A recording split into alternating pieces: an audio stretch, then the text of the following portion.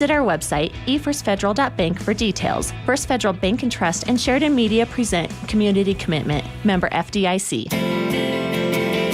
This is Doris Moeller with ERA Carroll Realty, and we're here to help offset inflation with another gas and grocery grab on SheridanMedia.com. Enter now through March 19th. One lucky winner, drawn randomly, will get a $200 gift card to Albertsons and a $200 gift card to Holiday Station Store. Remember, you can enter one time each day. Good luck from all of us at ERA Carroll Realty. We're about more than real estate. We're about family, friendship, and community. Time for new tires? Your timing couldn't be better because Midas is rolling out the best deals on top-rated tires. Buy 3, get 1 free with installation on Cooper and Hankook tires and up to $100 mail-in rebate. Midas also has big savings on brakes, shocks, fluid flush, even save $20 on an oil change. Check out the Midas ad in the Country Bounty for details. Roll into Midas before the end of the month for these big savings. Midas Tire and Auto on East Brundage Lane in Sheridan. Do you ever use words that you don't know the meaning of just to make yourself sound more photosynthesis? Well, at the Health Nut, you don't have to sound all that smart to feel better about yourself. You can do that at the Healthy Soup, Salad, Sandwich, and Smoothie Bar. And aisle after aisle of healthy supplements to keep you sharp as a centroid. In an organic grocery store that is just as smart. The Health Nut on Sheridan's 5th Street, where you will always leave feeling calculus. Is your window having a hard time rolling up and down, slow, getting stuck? Novus Auto Glass can replace your window regulators along with windshield replacement and repair. Novus Auto Glass is an insurance-preferred provider. Any visual impairments, the window doesn't have to be broken. Big or small, we can fix it all. Stop in or call today to make an appointment. In some cases, we can get you in the same day. Novus Auto Glass, 347 North Main, 672-0139. Rapp Plumbing and Heating has been serving Sheridan since 2010. With all these years of experience, you can rely on them to handle all of your plumbing and heating needs. From new construction to remodels, repairs of existing systems to retrofitting, Rapp Plumbing and Heating can do it all. They are professional, clean, and courteous. Call 429-1196 for all your plumbing or heating needs. As we like to say, if you find a leak, let Dan take a peek. First Federal Bank and Trust would like to recognize this week's winner of $1,000 cash and a $1,000 marketing donation match from Sheridan Media. As part of their community commitment, 307 Discovery Center is receiving these funds per random drawing. Could your organization be next? We're giving $1,000 to a qualified nonprofit organization every week. Visit our website, efirstfederal.bank, for details. First Federal Bank and Trust and Sheridan Media present Community Commitment. Member FDIC. This is Public Pulse, your information and conversation program, brought to you by First Federal Bank and Trust. You can voice your opinion by calling 672-KROE. That's 672-5763. Now, your host for Public Pulse, Floyd Whiting. Good morning and welcome to Public Pulse. I am Floyd Whiting. Now, it's a bit chilly out there. The roads were actually pretty good coming over this morning, but there is some fog, as you can tell by looking out your window. That really didn't start until just outside of Sheridan. If you are leaving town today, I just want you to know, as far as I know, you will be driving out of the fog. Now, the Wyoming Game and Fish has been gathering proposals from their biologists and game wardens for the upcoming hunting seasons. If you would like to participate in this process, there is a series of meetings coming up that you may wish to be a part of. Joining me this morning to talk about these meetings and some more, I am joined by Game and Fish Public Information Specialist Christina Schmidt. Good morning, Christina, and welcome back to the show. Good morning. How are you doing in all this weather? Uncle. Yeah. I'm done. I need more warm weather and less snow. It's been long. This has been a winter. It really has. Even those who love winter are kind of at the end of their rope with this one this year. Yeah, I mean, I think we've had snow on the ground since like November. I mean, I want to say so. It just seems like we're in a pattern of snow event snow event with, a little bit of warming and then more snow, a little bit of warming. And yeah, it's been long. Just enough to keep you hopeful, right? It warms up just enough to remind you it's not like this all the time. It brings you out of your dreariness, and then you wake up the next day and there's new snow on the ground. Yeah. That's something that I've noticed. But every once in a while, you get a morning like this morning where we're driving over, super cold, all that frost on the trees. It's beautiful. Yeah, really is. Just holy cow. Yep. And you have one of the coolest jobs. You get to go back into places and see animals and plants and wilderness, the likes of which like a lot of people don't get to do.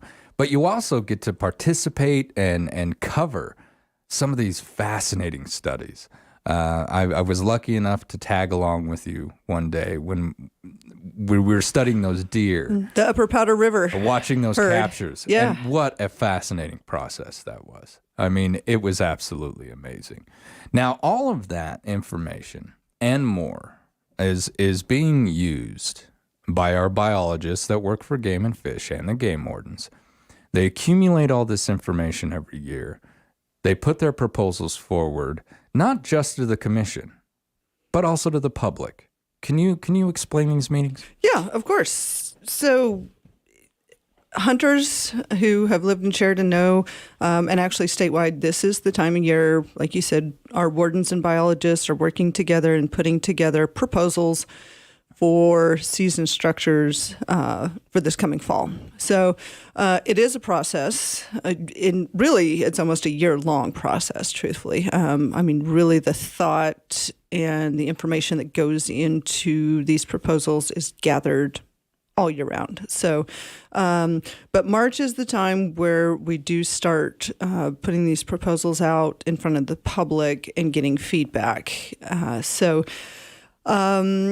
Wildlife is a public resource, and so that is where, the Game and Fish Department manages wildlife for the benefit of the public and the resource. So it is definitely a collaborative effort. We welcome hunters and people who just love wildlife to come and learn about the seasons and, in general, what's going on with local populations. Like you said, there's a lot of research projects going on right now. Lots of different things. So the way the season setting happens is we start with open houses. So these are just informal, come have a conversation. We will have printed copies of what the proposals are. So these proposals could change nothing in certain hunt areas. Some proposals may change season length, like earlier or later opening or closing date, might change the number of licenses, might do antler point restrictions. There could be, changing, all kinds of things related to that season. Or, like I said, sometimes there's no changes proposed for an area. So this just gives folks a chance to come. You can pick up a printed copy of these, look through, and the wardens and biologists are going to be there, and you can have these one-on-one conversations, ask questions, what's the reasoning behind doing this, or how do you think this is going to help, or, just a conversation. It's really informal. It's in open houses, just like it sounds. So the Sheridan one is from 4 to 7. That's not a 3-hour meeting that you have to come and sit at. People get a little nervous, like, But no, it's just drop in as you can. So if you get off work, go home, eat, come back. It's more so you're making yourself available for the next 3 hours. It's just, we're going to be there for 3 hours for whoever can come during that time frame. They are also going to, we've been doing this the past couple years, the district biologists are putting together their proposals in like a PowerPoint presentation that'll go on the website, so you can look there. So just in case you can't come to a meeting, you would be able to go on the website and see those proposals. All of that will be listed on the website as well. So if you can't make this meeting, definitely that information will still be available to you to look at. And we do take written comments at these. So there's, we always put sheets out where you can write your comments, what you think, for, against, or nothing. It's just optional. And we take all of those. They're looked at locally first. And our wardens and biologists, based on those comments, might make some adjustments to what they've proposed before they send on to the commission. In addition, the commission gets all of those written comments as well. So everyone sees all of those comments. A lot of people say, I make this comment, and it goes nowhere. The commission reads, and our local folks read every comment that comes in. We do. If you write it down, Director Nesbitt is going to see it. Yeah, well, yeah. So, and then, all of our commissioners, because they do have the final say. So all of these are proposals until they make the final decision. So also online. So a couple things. So you can provide the written comment. You can even take that sheet if you want and mail it in later. There's your comment sheet. Your comment sheet. If you want to have time to sit and think about these and put thoughts together, you're welcome to do that. Or you can go online. We do have an online submission button with all of the regulations. You can read through that and provide your comments there. March 29th is the final date for at 5 p.m. to get all of those comments in. So you can either mail them or do it online, either one, or provide them at the meeting. Regardless, they're all compiled. They're all disseminated for everyone to take a look at and considered. So taken into consideration as they go forward to make these decisions for the year. Yeah, and so this is one part of the process, but like I said, it goes year round. Really, I mean, from the population surveys, which are the hard numbers, to hunter harvest surveys. When we send those out to hunters at the end of the season, saying, "Hey, how was your hunt? Were you successful? Were you not successful? How long did you hunt?" All these questions, all of that information is incorporated. Information we get from check stations in the fall. Again, looking at success, looking at age of, our age classes of animals that are getting harvested. Oh, yeah. Research information, if any of that is available, and then lots of conversations. Not just formally like this with our meetings, but just one-on-one conversations that we have with hunters in the field, landowners. Of course, landowners are a huge provider of habitat, certainly in our area, for wildlife. So all of those conversations, all of that data gathering is going on year-round. And it's actually all being used. I didn't even really know how it was used until you and I started talking about it. But information from hunters through these surveys, through these check stations, it's like having another set of eyes out there on the mountain. So when you stop and you have these conversations, it's not an interrogation. It's what'd you see up there? Right. How was it? Yeah. Did you happen to pass by that monstrous herd that we know is up there or something like that? And where were they and how did they look, So it is. It's a big partnership going on. It is. Like I said, wildlife is a public resource, and we're really lucky in North America that wildlife is owned by the public. And so definitely collaborative for sure. And like I said, year round. So even outside these formal set times of the year, we are gathering information. But so what will happen is we'll have the Sheridan meeting. So actually we have these throughout every community, not every community, the big communities in the Sheridan region. Now our Sheridan region goes from the Montana state line down to KC and all the way over to Moorcroft, actually. So when I say Sheridan region, it's a pretty large big chunk of the northeast corner. So we do try to spread out to communities, make it easy for folks to attend these. So the first one will be March 20th in KC at the community library there at 5 o'clock. March 21st, we actually have two meetings going on. So one in Buffalo at the library from 5 to 7, one in Gillette at the library from 4 to 6. So we will be spread out trying to get both of those communities that same evening. And then the Sheridan meeting will be at the Game and Fish office on March 22nd, again from 4 to 7. So anytime between those hours, you're welcome to drop in. The final season setting meeting, and this is the formal presentation region-wide of everything that's going to be. So if you come to the Sheridan meeting, you're probably interested mostly in stuff around here. And if you go to Gillette, you're probably interested in stuff around Gillette or the Black Hills. The final season setting meeting, that'll be March 27th at the Game and Fish office at 6 p.m. So that has a definite start time. And that is when they will actually do a formal PowerPoint presentation of like, here's what we're proposing for all the hunt areas in the region. So it's the big one. It's got everything. Yeah. All the district, because there are 3 district biologists within the Sheridan region. So this will be combining all 3 of their recommendations. Just before it goes on to the commission itself, and the decisions are actually made. Yep. So all of this then is sent to the commission, and they will review everything at their April meeting. And again, they're looking at all the comments. Some folks actually go to the commission meeting and make comments in person. So they will take all of that information, make the final decision at their April meeting. Fantastic. All right, folks, if you're interested, make sure that you get in there. This is also a fantastic opportunity to just get some information about the area and the wildlife within that area. Yeah. And that's always beneficial to a hunter. When we come back, we're going to continue with the Wyoming Game and Fish Department. This is Public Pulse on 930 KROE and 103.9 FM. Sheridan.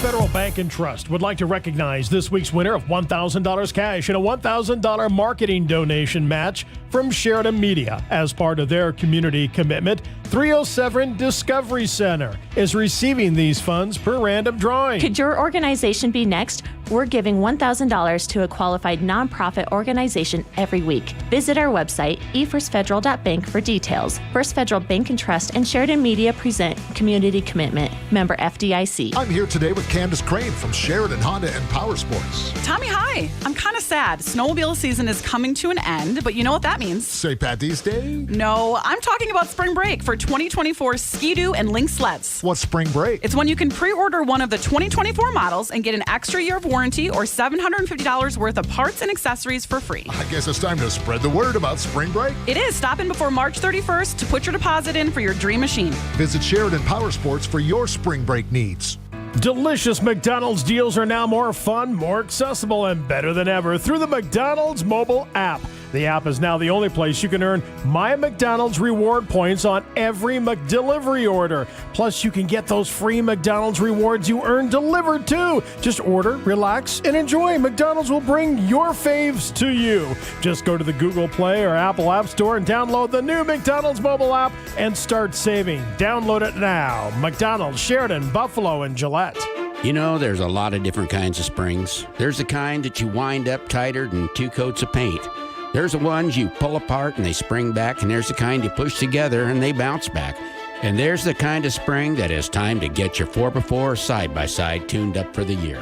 Just call Hando's and Joe will spring into action. Heck, he'll even come and get it. Tune it up, fix it up, even rev it up. 4x4 spring tune-ups at Hando's Service Center on Sheridan's Heartland Drive.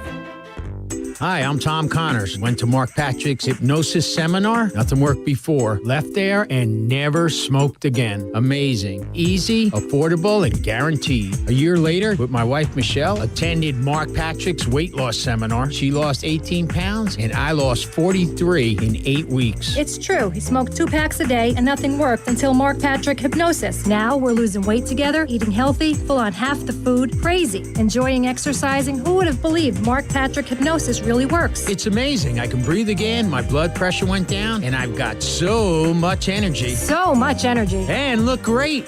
Stop smoking, lose weight now without cravings, irritability, or your money back. Only $49.99 guaranteed. The weight loss seminar today at the Ramada Inn in Sheridan at 5:30 p.m. Registration at 5. Stop smoking seminar at 8. Registration at 7:30. Sign up at markpatrickseminars.com.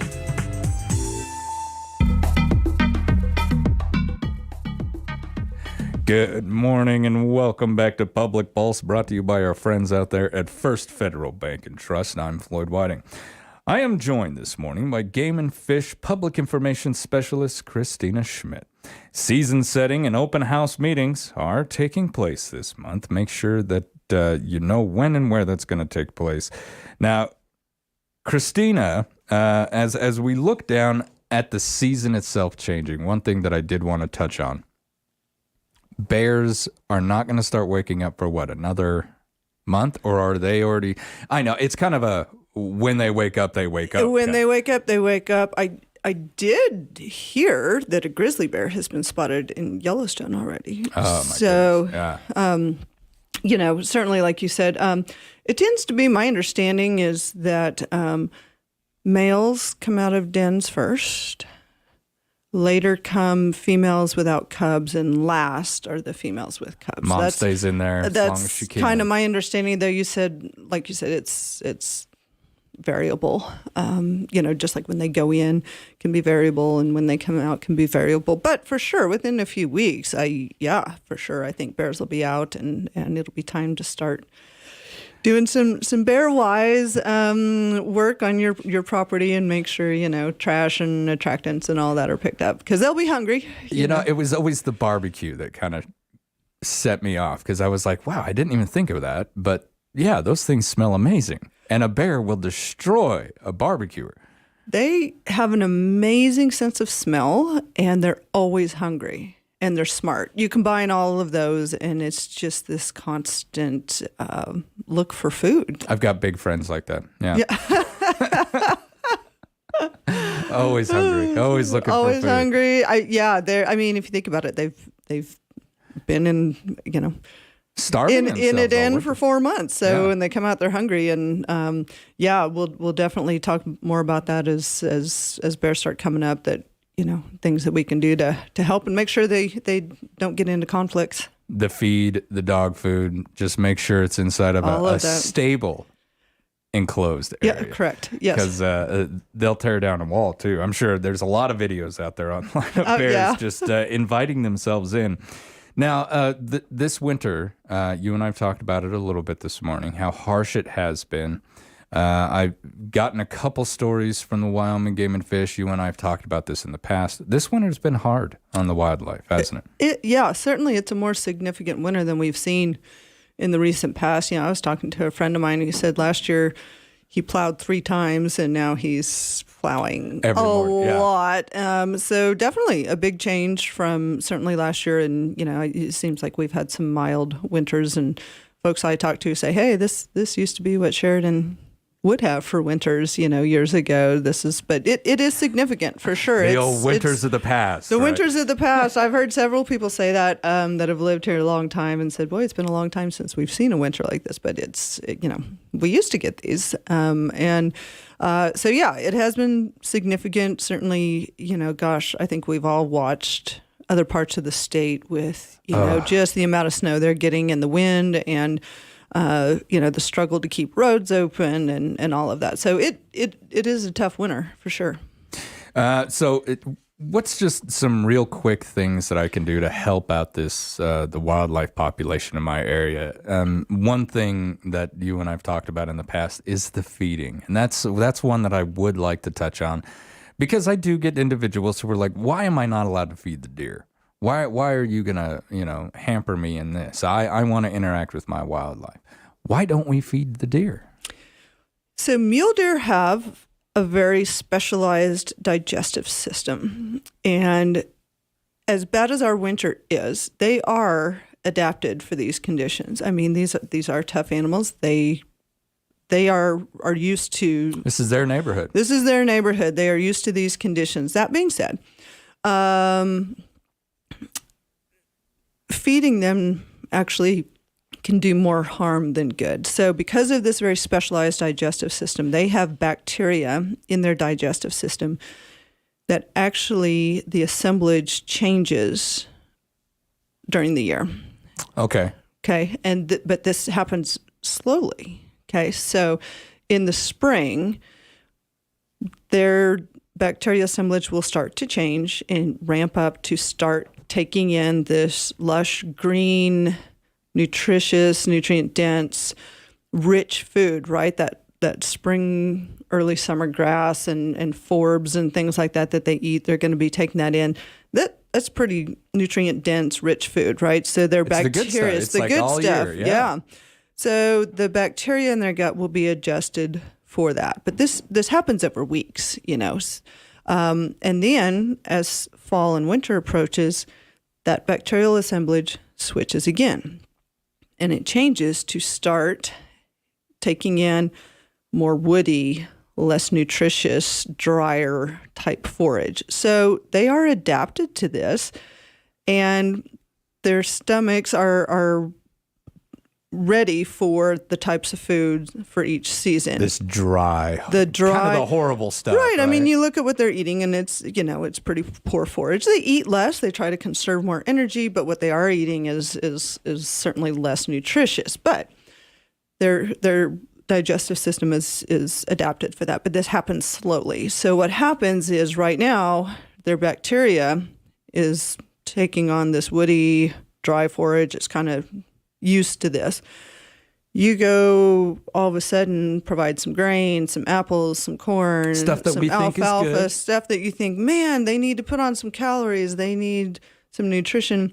That's really a shock to their system, and in some cases they can't actually even digest it. And our wardens and biologists have seen animals with full bellies of food that have died of starvation. They cannot actually digest that. So feeding, mule deer particularly, very sensitive. They're adapted to this stuff, and when we throw at them this stuff that we think is good, it's really actually not good for them. Plus, it concentrates them, and it can spread disease. It might make them more prone to vehicle collisions coming and going from places. So that being said, people say, what can I do? And there are things we can do.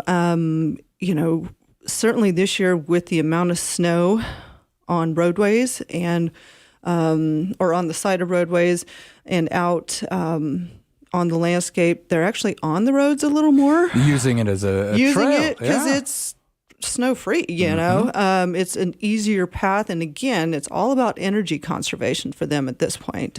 They have gone through, we're actually entering the really critical time for them. They've gone through a lot of their stored fat reserves that they built up all spring, summer, and fall. They are depleting it, trying to get to spring when things will improve again. So, they're going to look for the easiest ways to travel. They're going to look for open areas to get to.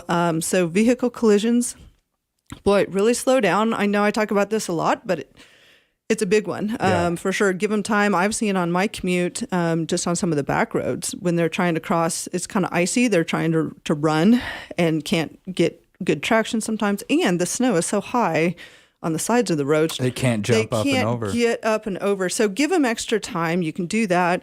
When you're out recreating, especially if you have a pet, give them lots of space. Again, we don't want them to waste energy trying to move away from you. They don't know that you're not trying to harm them, but they are going to actively try to get away from you if you get too close. And if the dog chases them, and the dog, for sure, exhaust them very quickly. Very quickly. And we do have dogs actually get a hold of deer and injure or kill them. So for sure, keep your pets leashed. I have two dogs, one who has zero interest in deer. And he's very old, and he wouldn't be able to chase him. But I have another one who would definitely, and I never have her off a leash. I just know that about her, and so she's got that instinct. She's got that instinct, and she sticks with me all the time. So that's a big one. And for property owners, if you have fences that you're able to lower that top wire a little bit, it makes it easier for animals to get over, traverse. Again, they're going to be moving a little more this year, looking for open areas. They're going to be looking for sheltered areas to get out of, the weather. Make it easier, if you can, for them to move around. If you have gates, you can leave open. If you don't have livestock or something that you're trying to contain, leave gates open or lay gates down. That just gives them, again, easier passage moving to and from places.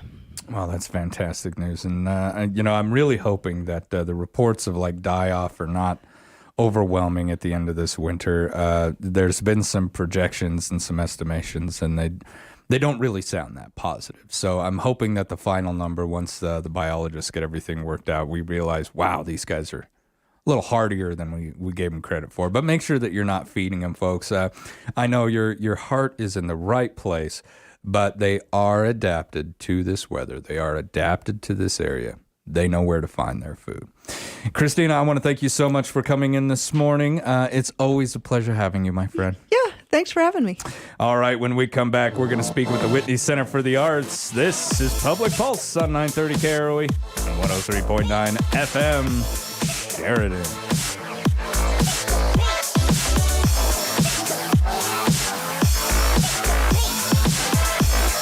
First Federal Bank and Trust would like to recognize this week's winner of $1,000 cash and a $1,000 marketing donation match from Sheridan Media. As part of their community commitment, 307 Discovery Center is receiving these funds per random drawing. Could your organization be next? We're giving $1,000 to a qualified nonprofit organization every week. Visit our website, efirstfederal.bank, for details. First Federal Bank and Trust and Sheridan Media present Community Commitment. Member FDIC.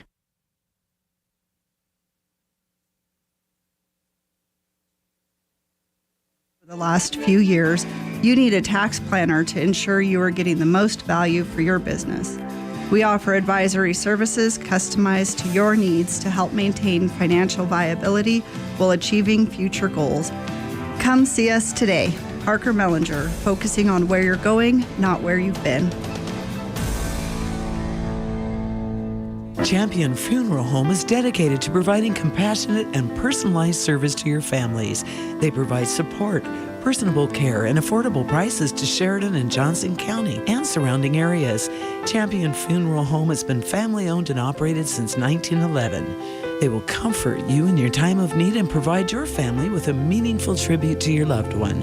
Contact Champion Funeral Home at championfh.com or call 674-6369. Shan Foster with the Country Pet Inn talks about dog training and behavioral issues that dog owners may be experiencing. If the dog's not listening to you consistently and with distractions, it's not trained. And most people say, well, my dog's trained. It can sit, it downs, it comes when I call it. Well, what about when Joe Squirrel runs by? What about when that semi comes by honking its horn? Well, those are the things that I train for in real life. Most of the time, it's all through basic obedience. Now, by doing that, you take care of a lot of the behavioral issues, shyness issues, aggression issues, possession issues. When you put that dog in that mode, or the dog understands its role, a lot of those things go away. Whether your dog has obedience issues where it doesn't listen to you or come to you when you call it, stealing food from the table, excessive barking, aggression issues, you name it, we'll work together to solve it. I help people understand their dog. I'm very fond of that. If you want to get a hold of me, go to countrypetin.com or call 674-8582. Mandy Koltiska from Century 21 BHJ Realty brings you this Pet of the Week from the Dog and Cat Shelter.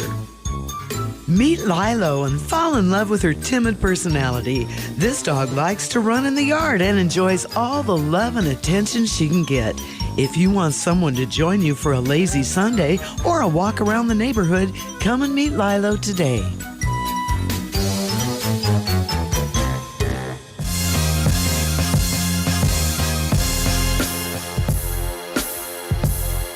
Good morning and welcome back to Public Pulse, brought to you by our friends out there at First Federal Bank and Trust. For the second part of our show this morning, I am joined by Dr. Robert Cerny, and Dr. Mark Bergman will join us here in a little bit. He's working on some sound from the Whitney Center for the Arts. Good morning, Doc. How are you? I'm doing well. Thanks for having us. How's your winter season been? I was just talking with Christina Schmidt. It's been a pretty long, pretty rough winter season. I know the majority of the work that you do is on the inside, but even those of us who work indoors, we miss being outside right now. We do. We've had a busy season of concerts, as we always do, some choral things, a jazz concert last week, orchestral things coming up, so never a dull moment. So always busy up there at the center, Indeed. Which is really good to hear. One thing that always kind of surprised me is the amount of musical talent that exists in this area. We are so fortunate. And I don't know what it is about the area, but it just seems to attract really gifted people. We have a lot of students in our program at Sheridan College who are graduates of Sheridan and Bighorn High Schools, but we also have students who are from other areas and have been here for a couple of years. So yeah, I agree with you. The talent pool is very deep here. Absolutely. We were just joined by Dr. Mark Bergman. How are you, sir? I'm great. How are you, Floyd? Doing well. How's your winter been? It's been great. It's been a lot of snow, a little bit of shoveling, but all good. A little bit. Yeah. The little bit that has increased throughout this year. I was just speaking with Christina Schmidt, and she has a friend who's had to plow twice as often this year as he did in the past. The winters of the old days, I think, is what people are calling it. Well, the more distance you get from the winter, the worse it gets. Yeah, there you go. Yes, exactly. Those of us who have to bear it every year, at least we know how to bear it, right? Now, let me just ask real quick, because Dr. Cerny, you're a singer. Correct. Is that kind of the title itself, singer, or is it like voice performer, or does it have something? I say I'm a singer. My business card says director of choirs and vocal studies, but I tell people, yeah, I'm a music teacher. That's what I do. There you go. Now, Dr. Bergman, you play a few different instruments. I do, yeah. Which ones do you play? Well, double bass is my main instrument, but I also play the viola da gamba and the cello. And what is it about those instruments that really attracted you? I mean, because that's kind of diverse, isn't it? It is, but they're all string instruments. For me, the great thing about a string instrument is, in many ways, the string instruments mimic the quality of the human voice, but they don't have the limitation of having to breathe. So I also was not gifted with a beautiful voice like my colleague, Dr. Cerny. I'll tell you, my first sight singing exam in college, we all have to do these things when we go to music school, and we have to learn to play the piano, and we have to play 2 lines on the piano and sing a 3rd line, right? They're called play and sing exams. And my composition teacher was my first sight singing teacher. And I finished my first exam, and he said to me, this is a direct quote, he said, "Bergman, you got all the right notes, and that may be the ugliest sound I've ever heard." That was the most beautiful, ugly performance I've ever heard. Yes. Well, there's the sign to switch to an instrument, right? Like that's right. Yes. Time to move on to something else. All right. So, but there are those who can just nail this. And one thing that's always fascinated me, music itself kind of started right here in the voice. Correct? I mean, like if we really reach back to the days before there was written music. I think that's where it all, maybe a hum or something like that. So it all originated right in the voice. And if you enjoy that kind of performance, we have got one coming up for you. Can you tell me a little bit about the 4-note opera? I can. It's a piece by Tom Johnson. He's an American composer.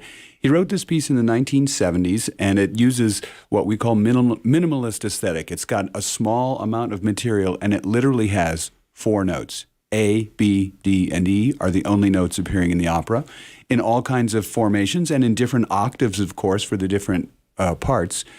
And it's a real foray into metadrama, if you will. It's an opera about performing an opera. That's what the characters do. There's no storming the castle. There's no kings and queens of coronation. The characters are really stuck in the opera plot, and they make references to, we've sung this opera over and over, and this is the way we always do it because that's how it's written. And so they basically narrate the plot of the opera. So it's a great foray for people who may not be familiar with opera, but it also has some, I call them inside jokes for people who do know opera forwards and backwards. That's got to be so difficult. And this is just me looking from the outside in. I'm fascinated, and maybe I'm tone deaf or maybe just not trained enough in recognizing it. But I have friends who have the ability to just hear something and they can sing it so well. As the singing instructor, how do you take somebody who has trouble finding those tones and train them to hit it so well during a performance? I will say first off, some people do it innately and instinctually really well. Others, it takes more training. We put them in a context of where they are in a key, and there's the good old repetition, and honest feedback. And it's a lot easier these days. You can record every lesson you do with the student and have them listen back to these markers and see how it's improved or where it might still need work. So you really incorporate technology into the training? I do, yeah. Oh, that's fascinating. Yeah. Mm-hmm. Yeah. Well, why wouldn't you? Come to think of it, everyone, I think maybe it's just because I'm the type of guy, done many shows, listened to few. Because either when I go back and I say, like, write a news story, I'm listening to you. Not me. I'm the guy who's like, I'm not big on the sound of my own voice. But the use of technology would open that up. Sure. Now, when we look at opera itself, and I know I tend to get a little sidetracked on these things, but music fascinates me, and music history is absolutely fascinating. What do we have as far as the first known use of what we look at today as opera? There are, I might have to defer to my colleague, but there are numerous liturgical dramas, passion plays that were done throughout the medieval times and Renaissance. I think, is it 1590s, the first opera that we know, Daphne? The music is probably not extant any longer. Yeah, it's 16th century. Yeah, is where it starts mostly. Fascinating. And was it just a work into the style at the time? And it's what the kings and queens wanted to see and hear, and so that gained its popularity? It went that way from small, modest, as I said, liturgical dramas into much more spectacle. The spectacle didn't really hit until later in the 18th century, but yeah. And then it was kind of blown up to what we would look at as today as European opera. Yeah, I mean, composers like Monteverdi were trying to recreate what they thought was an authentic reproduction of Greek dramas. And it turns out they weren't very accurate at creating Greek dramas, but they did come up with a pretty cool idea that integrated aspects of theater and music. And opera has been going strong in Europe ever since. Absolutely. Wow, that's pretty good stretch of time for a type of performance. I mean, if we really think about it, break it down to genres, some have come in and kind of faded out. Others, like this, stick around. What do you think it is about opera that makes it so powerful? In the 18th and 19th century, Wagner used his system of leitmotifs, so characters got their own musical themes. A united work of art and drama and music all rolled together. I mean, we know it today. You would see it in any film, right? Film scores where the music underscores the drama. Some people say Williams made Star Wars. Absolutely. Well, Williams also borrowed quite heavily from the classical repertoire to make that score. Mm-hmm. It's beautiful. Yeah.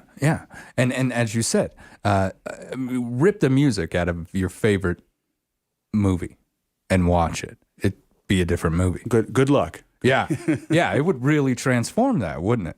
Now, when it comes to our four-note opera, I mean, one thing that I will tell people, if you've never been to a type of performance like this, you will find yourself experiencing a level of emotion at just the thought of someone singing or the feeling in your chest you get when someone really sings that you've probably never felt before. It is a powerful moment, especially if you're going through it for the first time. How long have our performers been working on this opera? We started the chamber choir, we started in October. We worked with Beethoven Ninth Symphony last semester, and in October we started, so we've been working for a few months on this, and we're looking forward to completing this. We're only doing one performance. It's Saturday, this March 11th at 7 o'clock in Kinnison Hall. I'll say the performance is free, but I'm encouraging people to call the box office and get tickets because there is only one performance, and we're not able to live stream this because we don't have the rights to live stream this. The composer is still living, and so we're asking people to call. It's 675-0360 is the number for the box office. Tickets are free, but we're asking people to make reservations. So this is if you want to see this, you got to be there in person this time around. Saturday night is your only chance. Oh, wow. And a one-time go. 311. Now, you may have answered this, but just real quick, where does this particular opera come from in the world? Well, it's, as I said, it's by an American composer, Tom Johnson, and it's, I liken it to, if you're into theater, Luigi Pirandello wrote a piece in the 1920s, 6 Characters in Search of an Author, where the characters address the audience directly. It's metadrama. They know the audience is there. They make constant references to, well, we do it this way because that's the way the composer wrote it. So the characters in the drama know that they are characters in a drama. Breaking that wall. Absolutely, all the time. They basically say, at one of my favorite recitatives, they say, well, after this aria, we're going to sing a duet, which has nothing to do with the rest of the aria. And we're singing this now so the soprano has time to rest her voice before she sings her next aria. It's exactly the subtext of what's going on in the drama at the time. That's amazing. You know, a lot of people think that breaking the fourth wall is something new. And I've often wondered if it really was, if comedies were addressed in such a manner to kind of take the audience by surprise, to have that character turn around and say, what do you think? You know, and I think that's quite fascinating. It's a different way to kind of look at different things, especially when it comes to performances, live ones in particular. Now, for the lovers of brass, the Brass Ensemble and Symphony Band of Sheridan College will be giving a performance this month as well. When will this be held? That is the 12th. The 12th? Yeah, Sunday the 12th. And what are we going to be hearing out of that one? That has, I believe it has the brass ensemble, which is an ensemble of trumpets and trombones and horns, plus the symphonic band, the full symphonic band with winds and percussion as well. Now, Doc, were we able to get the sound bites worked around? No, there was a technical glitch. So we got a tech glitch. That's okay. That's okay. It's one of those things that happens. It's it comes and goes, doesn't it? Technology. Sometimes it works with you. Too often it works against us. Now, the Wyoming Baroque. When will this be held? Well, that concert is taking place in Sheridan on Friday, March 31st at Sheridan College. Now, when it comes to Baroque, for those who may not know what this is, what is a Baroque? Well, Baroque is a style of music that emerged from approximately 1600 to 1750. And the word Baroque comes from a Portuguese term that means a misshapen pearl. And so it was originally a term that was used as kind of an insult, right? To call something Baroque was to call it misshapen or imperfect. Odd, imperfect in some way. And it began, well, the term began as a pejorative. It was eventually embraced as a stylistic attribute. And in Baroque music, the musical language is designed to be immediately accessible. So these were pieces that were composed in such a way that there was no intention that the music would be repeated multiple times. So it needed to be immediately accessible to the audience upon a first hearing. And so the composers utilized a kind of notational shorthand to write the music. And the emotions for the music are very much worn on its sleeve. One of the compositions that Wyoming Baroque is performing is an excerpt from Handel's oratorio Hercules, which is about Hercules. And the aria we're going to be singing is called "Where Shall I Fly?" And Hercules' wife is lamenting about how she was sort of basically tricked into killing him, and it drives her mad. And so there are all these rapid juxtapositions of emotions as she's sort of driven to insanity in this rage aria. Now, one more time, when and where is this one going to take place so folks can plan on seeing this one? Sure. This program is called Heroes and Heroines, and it revolves around the theme and the heroic characters from the Baroque era. So in addition to Hercules, there'll be excerpts from Teleman's Don Quixote, and a cantata by Barbara Strozzi, who wrote a tragic, beautifully tragic piece called Lagrime Me, or Tears of Mine. And that concert takes place on March 30th at Kinnison Hall and Sheridan College. It's part of a 4-city tour that Wyoming Baroque is engaged with. So we're performing in Sheridan, but we're also going to be performing in Cody and Billings and in Laramie. So the same program. That's fantastic. Yeah. Now, to get tickets to this, I need to call the box office or sheridan.edu/arts. Fantastic. Gentlemen, we've run out of time. I greatly appreciate you coming in and speaking with me about not just the events, but the history and the beauty of the music, because I think it really enriches the experience. Thanks, Floyd. It's always a pleasure. Thanks for having us. All right, you've been listening to Public Pulse on 930 KROE and 103.9 FM. Share.